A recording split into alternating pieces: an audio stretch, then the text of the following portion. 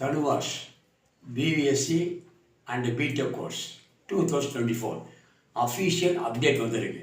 First வந்து application date அது June 28 அப்படின்னு போட்டிருக்காங்க.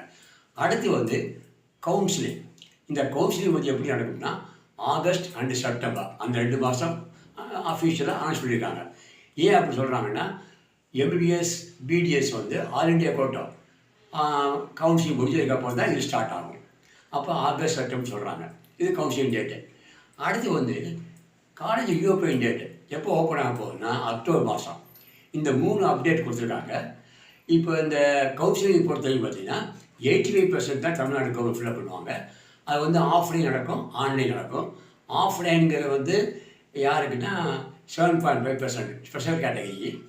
அதே மாதிரி ஆன்லைன் வந்து அதர் கேட்டகரிக்கு நடக்கும். இப்போ இந்த கட் ஆஃப் பார்த்தீங்கன்னா போன வருஷம் 196.5 இருந்துச்சு.